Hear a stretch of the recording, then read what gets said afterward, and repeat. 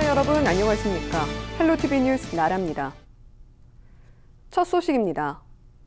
한탄강이 유네스코 세계지질공원으로 인증됐습니다. 국내에서는 네 번째인데요. 포천시와 연천군은 이번 인증으로 지역 경제 관광 사업이 탄력을 받을 것으로 기대하고 있습니다. 김초롱 기자가 보도합니다. 강원도 평강군에서 발원해 남쪽으로 흐르는 한탄강. 강원도 철원과 경기도 포천, 연천에 지나는 한탄강은 그 길이만 136km에 이릅니다. 강 일대에는 수십만 년의 시간이 축적된 거대한 자연유산이 고스란히 남아 있습니다. 내륙에서는 좀처럼 보기 힘든 다각형 기둥 모양의 주상절리가 마치 병풍처럼 펼쳐져 있어 그 모습이 장관입니다. 지난달 29일 프랑스 파리에서 개최된 유네스코 제209차 집행이사회에서 한탄강 세계지질공원 인증을 최종 승인했습니다.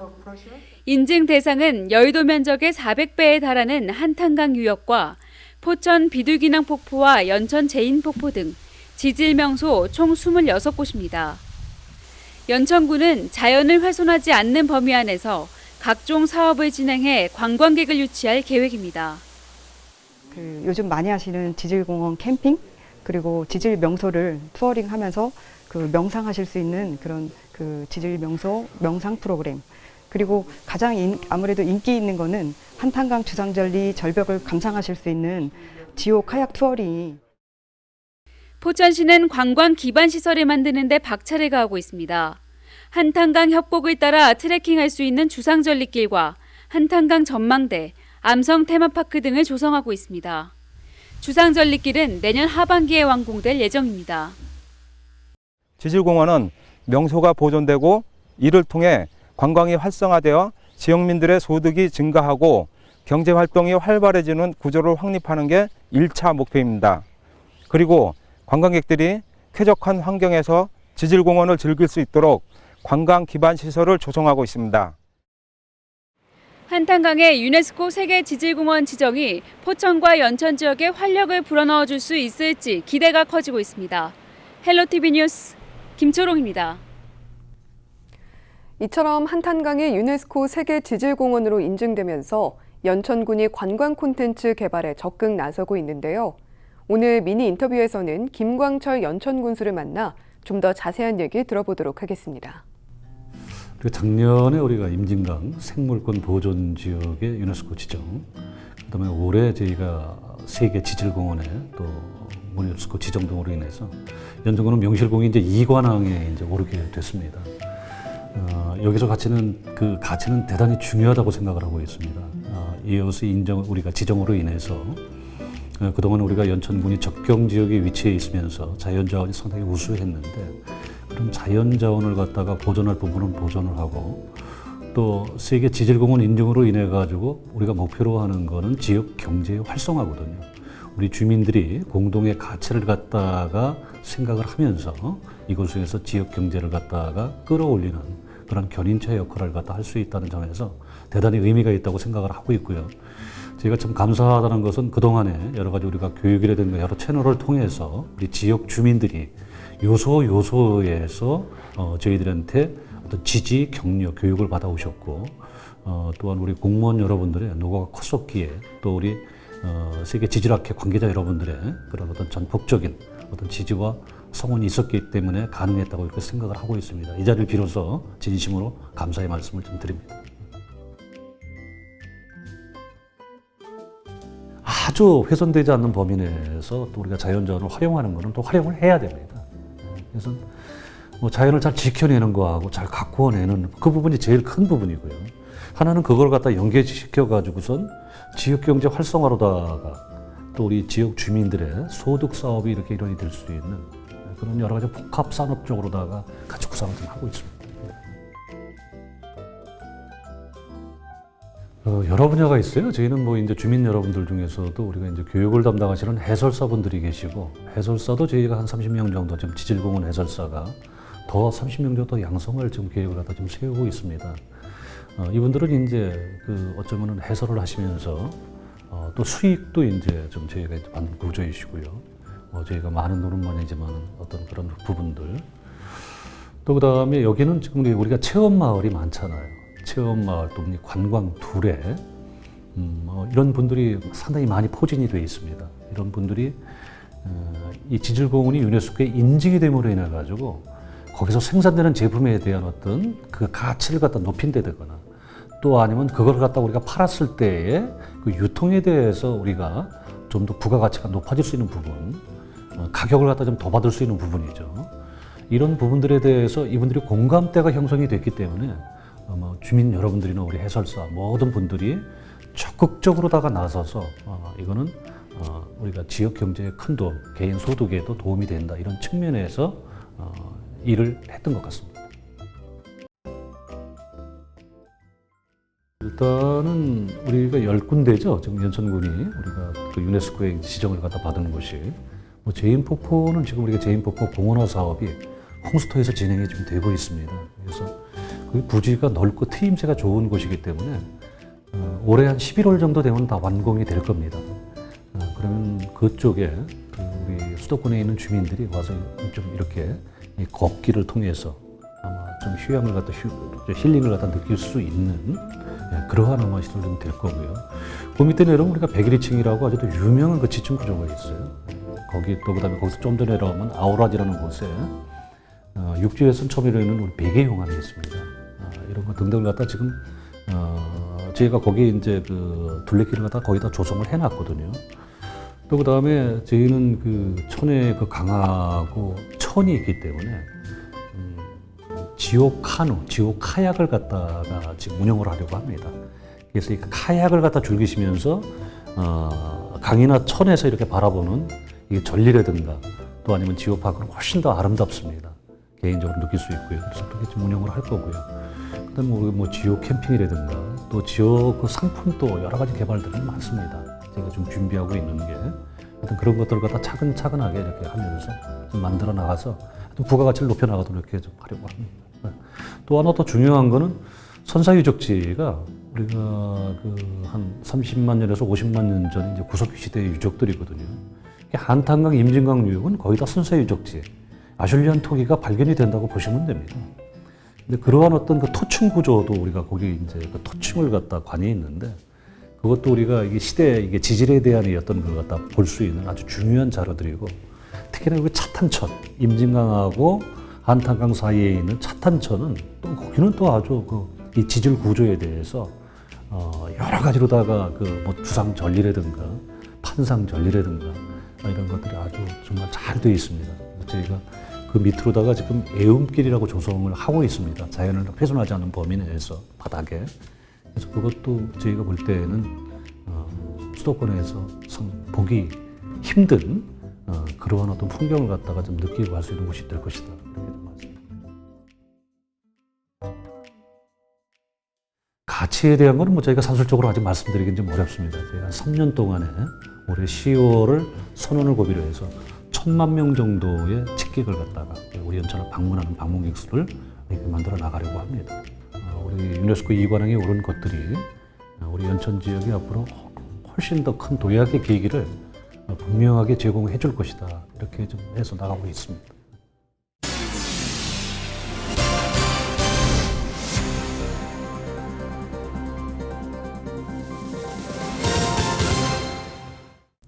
경기도가 이달부터 이른바 갑질로 고통을 겪는 도내 경비 노동자를 위해 경비 노동자 갑질 피해 지원센터를 운영합니다.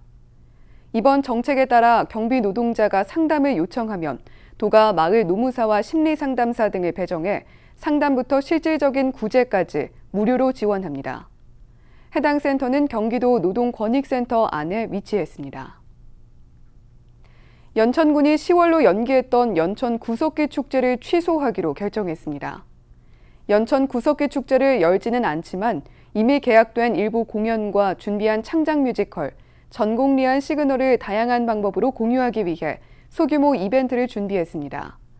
군 관계자는 SNS 채널을 통해 연천 전공리 유적과 축제 정보를 지속적으로 제공할 것이라며 내년에는 포스트 코로나 시대에 맞는 다양한 변화와 시도가 있는 축제를 준비할 계획이라고 밝혔습니다. 양주 옥정 신도시 자전거 도로에 대한 민원이 계속되고 있는데요. 도로가 여기저기 깨지면서 도시 미관을 해칠 뿐 아니라 자전거로 도로를 달리는 시민들의 불편이 커지고 있습니다. 김초롱 기자가 다녀왔습니다. 양주 옥정 신도시의 한 자전거 도로입니다. 매끄러워야 할 도로 표면은 가뭄의 논바닥처럼 쩍쩍 갈라져 있습니다. 도로 여기저기엔 떨어져 나간 아스팔트 알갱이들이 나뒹굽니다. 포트홀처럼 움푹 파인 구덩이도 눈에 띕니다. 주위엔 신도시답게 새로 지어진 건물들이 빼곡하지만 자전거 도로는 이미 노후한 모습입니다. 이 외관상으로도 문제지만 도로가 매끄럽지 않기 때문에 이 자전거를 탔을 경우 사고 위험이 있다는 민원이 있는데요. 실제 흔들림이 어떤지 제가 직접 한번 타보도록 하겠습니다. 도로 상당 구간에서 실금이 빼곡한 모습을 볼 수 있습니다. 실금이 간 구간에서는 큰 흔들림이 없지만 울퉁불퉁한 구간에 들어서니 흔들림이 심해집니다. 표면이 깨져서 위가 살짝 들린 구간에서는 덜컹거림이 느껴졌습니다. 많이 불편하죠. 갈라지는 데가 많이 갈라져 있죠, 지금 보면은. 상황이 이렇자 민원이 끊이지 않고 있습니다. 양주시가 파악한 자전거 도로 관련 민원은 6월 한 달에만 7건이 접수됐습니다. 지난 2018년 4월부터 최근까지 보수한 구간만 9.5km로 전체 26km의 3분의 1에 해당합니다.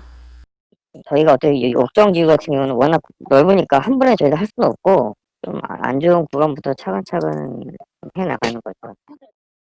시는 옥정 중심부에 위치한 도로 900m 구간의 경우 보수 하자로 인한 것이며 이달 안에 다시 보수할 계획이라고 밝혔습니다.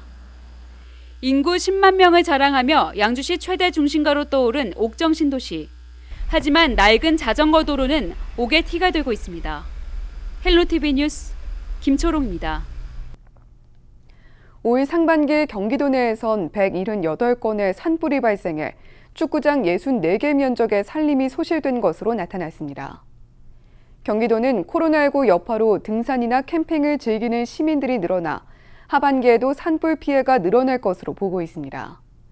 이에 따라 도는 13일부터 열흘간 도내 시군에서 추진 중인 산불 방지 사업의 추진 상황을 점검하겠다고 밝혔습니다. 경기도는 올해 272억 원의 예산을 투입해 산불 진화 헬기 20대와 산불 전문 예방 진화대 1,005명을 확충하고 산불 방지 지원센터 4곳을 건립할 계획입니다. 양주시가 오는 8월부터 양주 시내 초등학교 앞 어린이 보호구역 불법 주정차 주민 신고제를 실시합니다. 어린이 보호구역 내 불법 주정차 차량을 안전신문고 앱으로 신고하면 해당 차량에 과태료가 부과됩니다. 과태료는 일반 과태료의 2배인 승용차 8만 원, 승합차 9만 원입니다. 적용 시간은 평일 오전 8시부터 오후 8시까지로 토요일, 일요일과 공휴일은 제외입니다. 수도권 지역에 며칠째 비가 내리다 대부분 그쳤는데요. 비가 온 뒤엔 무더위가 예상됩니다.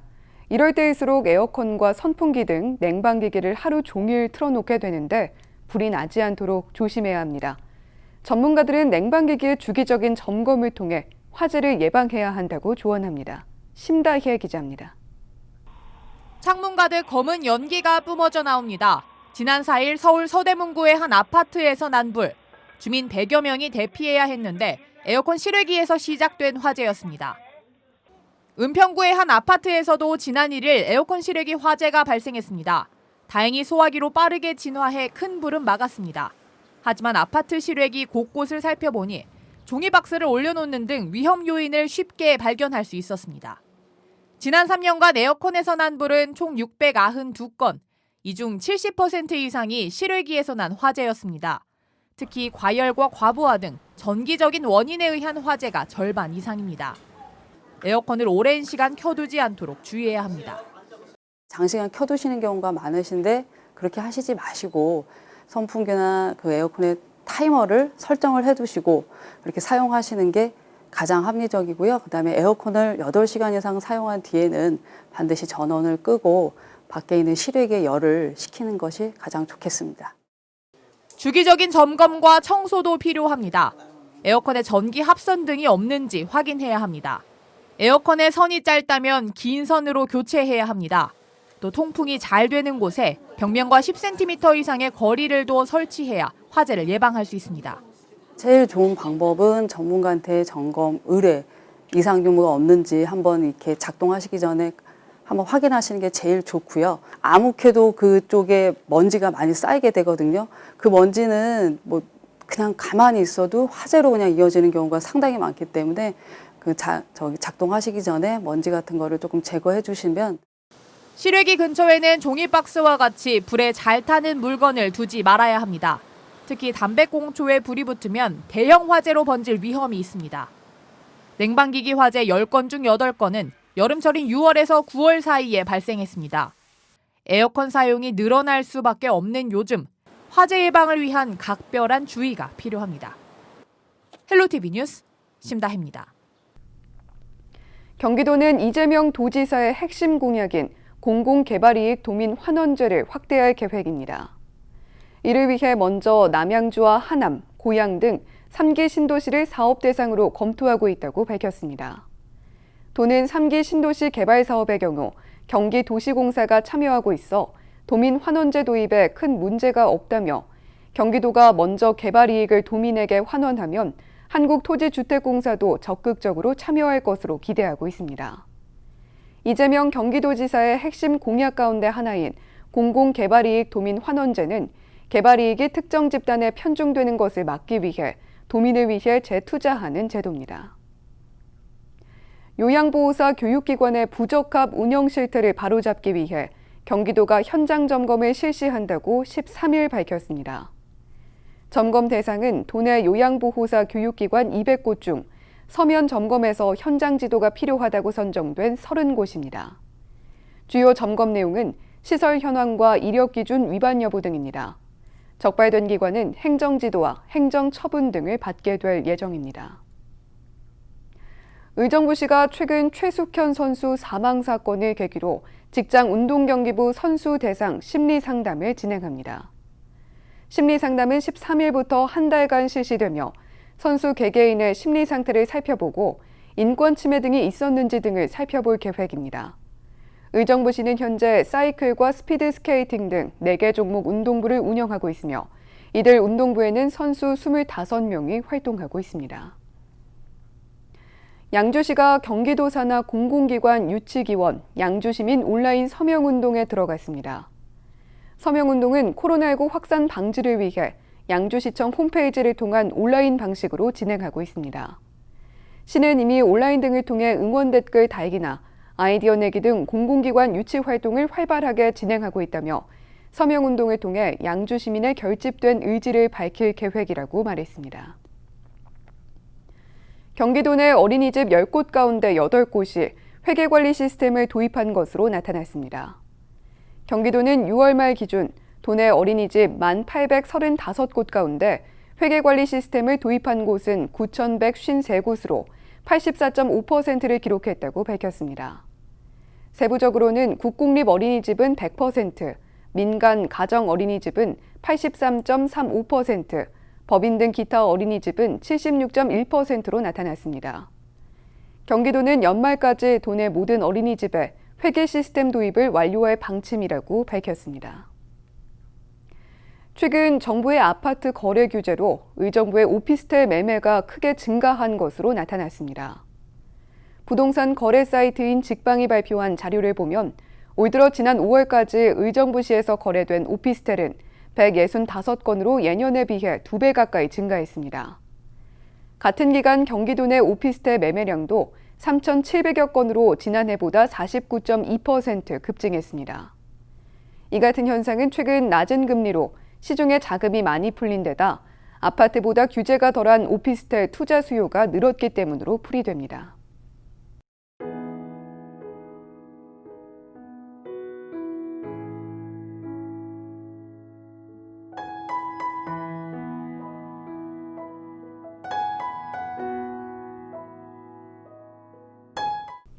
저희는 언제나 지역 주민 여러분 곁에 있겠습니다. 함께해 주신 여러분 고맙습니다.